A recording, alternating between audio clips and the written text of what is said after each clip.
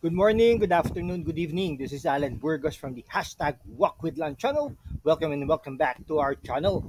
Okay guys, kung hindi ka pa nakapag-subscribe sa ating channel, mag-subscribe ka na. This is the perfect time to subscribe to our channel. We are now 7,060 subscribers. Konti na lang po tayo, no? Mag-8,000 subscribers na po tayo. No, maraming salamat po, no, sa ating mga subscribers na located around the world. Okay, so ang pag-usapan po natin ngayon ay yung ano po, no, yung kay Jinggoy Estrada, no? Yan, si Jinggoy Estrada po. Kasi si Jinggoy Estrada slams Roque for revealing gentleman's agreement between Rodi Duterte and China, no? So matatandaan po natin guys, no, na ano na ano po, no, na si Harry Roque po ay in-interview ng Politiscoop. Okay? Isang program sa politics.com.ph. Okay, siya po ay sinabi niya po na nagkaroon ng gentleman's agreement between the former president Rodi Duterte, no?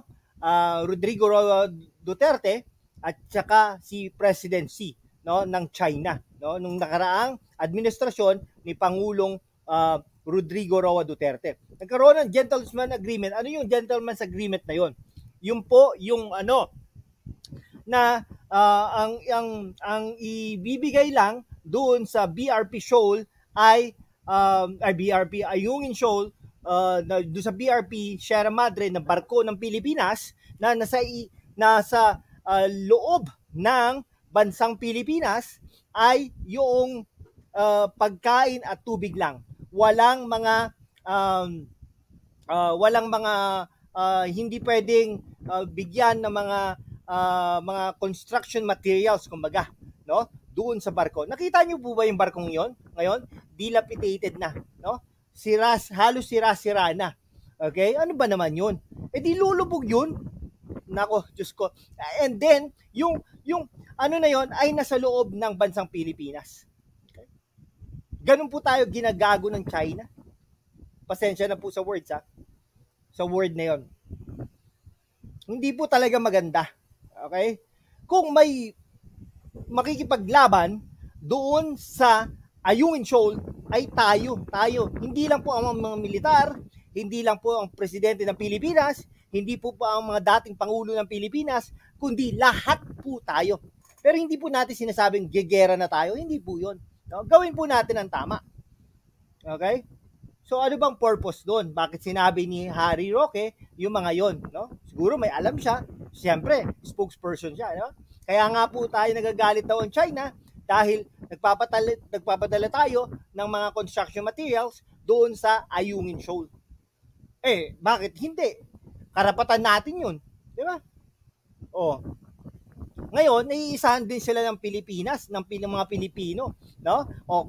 Tingnan niyo palitan ng palit, yung mga barko, bangka, no? Pero napapadala pa din nila yung mga pagkain at tubig doon sa Ayungin Shoal, doon sa BRP Sierra Madre, no? Siguro natuto na sila na mangisda doon, no? Kumuha ng mga pagkain doon, ay napakasarap ng pagkain doon, kumbaga. Pero napakadelikado naman din, no? Ang hirap no? Kaya nga po, ngayon, ay si Jinggoy Estrada, ang sinasabi ngayon ni Jinggoy Estrada ay iimbestigahan niya ito, no? Okay? Disappointed si Senator Jinggoy Estrada sa dating spokesperson ng Pangulo na si Harry Roque, no? Ayan. Okay? Bakit nga niya ba sinabi ito, di ba?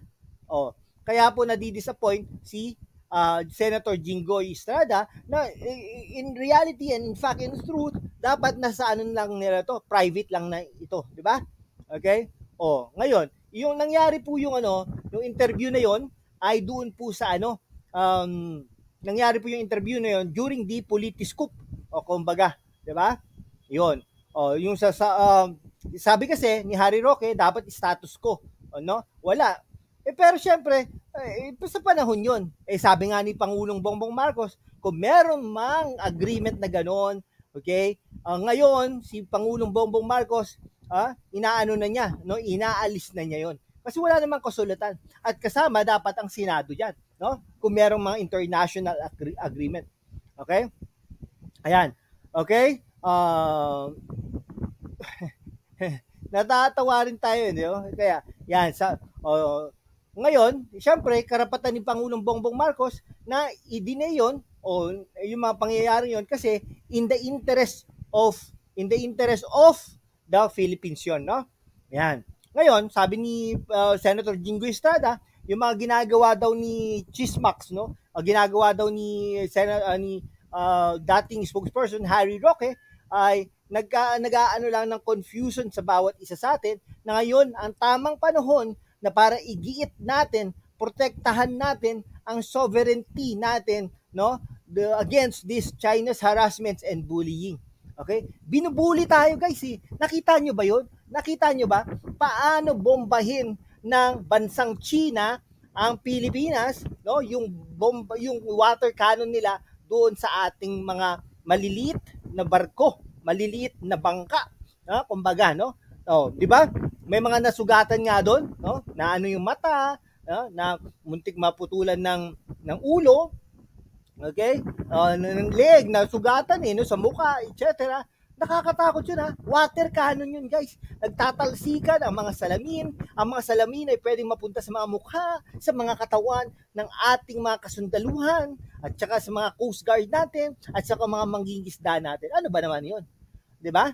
Okay? Ngayon, dapat palaganapin natin, no, ang ating pagmamahal sa bayan. Pero hindi naman natin sinasabi na mga against dito ay hindi mahal ang bayan. Pero tingnan nyo, ipaglaban natin dapat ang ating sovereignty, no?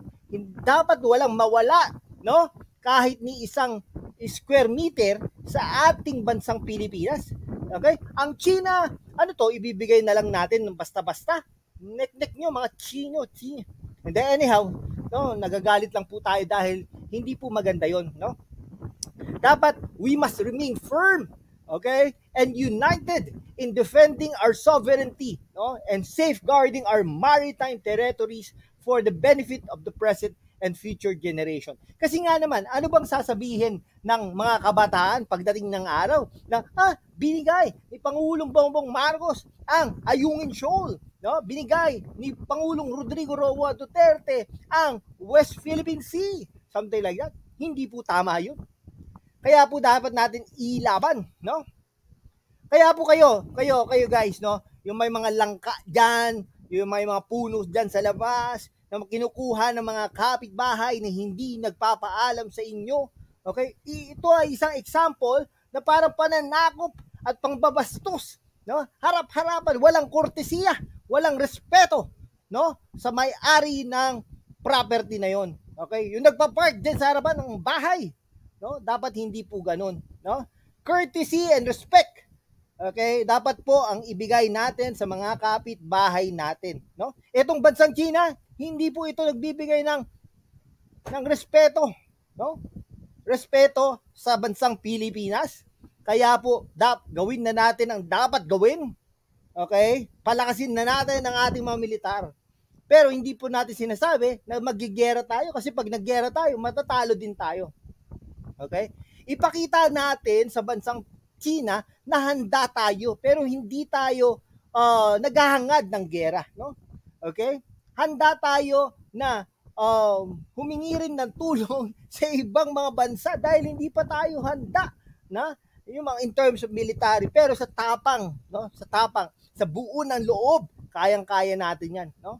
Sabi nga natin, ang Pinoy, okay? Aputo la pa, hindi atakbo. Aputo la kamay, hindi atakbo. Okay?